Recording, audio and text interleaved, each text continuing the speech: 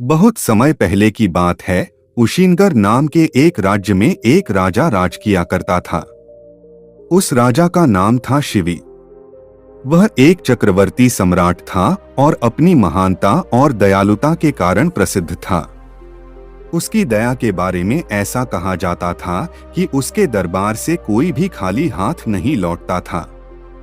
वह हर किसी की मदद के लिए हमेशा तैयार रहता, भले ही उसके लिए किसी भी तरह का बलिदान क्यों न देना पड़े। यही कारण था कि उसकी दयालुता के चर्चे पृथ्वी लोक से आगे बढ़कर स्वर्ग तक भी पहुंच गए। जब इस बात का पता देवों के राजा इंद्र को चला तो उन्होंने मन बनाया कि वह राजा शिवी की परीक्षा स्वयं लेंगे और सुनिश्चित करेंगे कि क्या वाकई में राजा शिवी इतने ही दयालु हैं या यह उनका महज एक ढोंग है। यह तय करने के लिए उन्होंने एक योजना बनाई और अग्निदेव को भी अपने साथ योजना में शामिल होने का निवेदन किया। राजा इंद्र की बात पर अग्निदेव भी राजा शिवी की परीक्षा लेने के लिए तैयार हो गए। फिर क्या था, राजा इंद्र ने एक बाज का रूप धारण किया और अग्निदेव ने एक कबूतर का।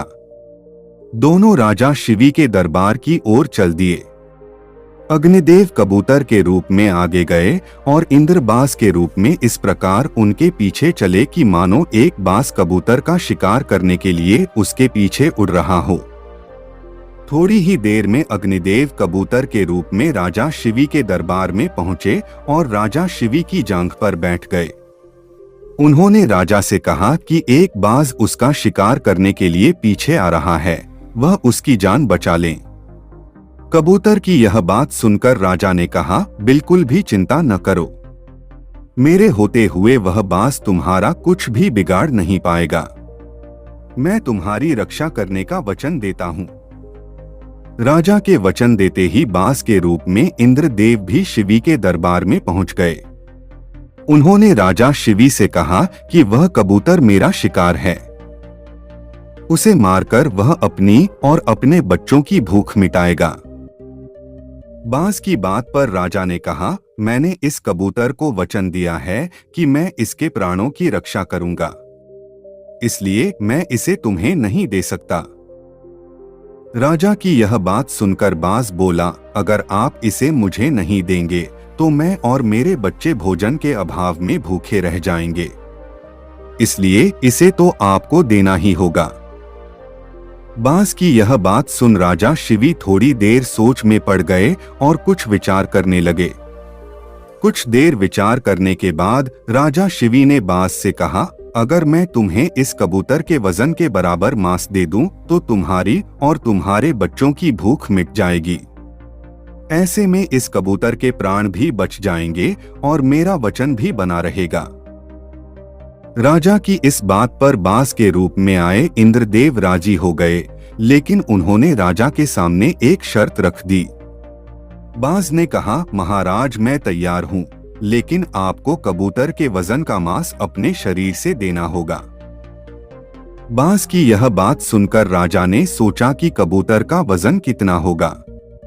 अगर मैं अपने शरीर से ही इसके वजन के बराबर मांस दे देता हूँ तो इस कबूतर की जान बच जाएगी। यह सोचकर राजा ने अपने एक दरबारी को एक तराजू लाने का आदेश दिया। दरबार में तराजू लाया गया। राजा ने तराजू के एक पलड़े पर कबूतर को रखा और एक चाकू से अपनी जांघ से एक टुकड़ा काटकर तराजू के दूसरे पलड़े पर रख दिया, लेकिन तराजू तनिक भी नहीं हिला। यह देखकर राजा ने एक और टुकड़ा काटकर तराजू पर रखा। उसके बाद भी मांस का टुकड़ा कबूतर के वजन से काफी कम था। उन्होंने धीरे धीरे कर अपने आधे शरीर के मांस को निकालकर तराजू पर रख दिया। उसके बाद भी मांस का वजन कबूतर के वजन से कम ही रहा। यह देखकर राजा शिवी बहुत निराश हुए। उन्होंने निश्चय किया कि अब कुछ भी हो जाए वह अपने वचन का मान रखते हुए कबूतर को बचाएंगे। यह सोचकर वह खुद ही तराजू के पलड़े पर बैठ गए और तराजू पर कबूतर का पलड़ा ऊपर आ गया। राजा ने बाज से कहा, तुम मेरे पूरे शरीर का मांस ले लो और कबूतर को छोड़ दो। यह सुनकर इंद्रदेव को राजा पर दया आ गई। इंद्र और अग्निदेव अपने असली रूप में आए और कहा, राजा शिवी, हम आपकी परीक्षा लेने आए थे और आप इस परीक्षा में सफल रहे। आप वाकई में बहुत ही दयालु और परोपकारी हैं। इस पृथ्वी पर आपकी बराबरी दूसरा और कोई नहीं कर सकता। इतना कहते हुए दोनों देव वहां से गायब हो गए। शिवी चक्रवर्ती की कहानी से सीख। शिवी चक्रवर्ती की कहानी से सीख मिलती है कि इंसान को किसी भी हाल में दया और परोपकार का साथ नहीं छोड़ना चाहिए, क्योंकि जिसमें दया और परोपकार वास करता है, भगवान भी सदैव उसकी मदद के लिए तैयार रहते हैं।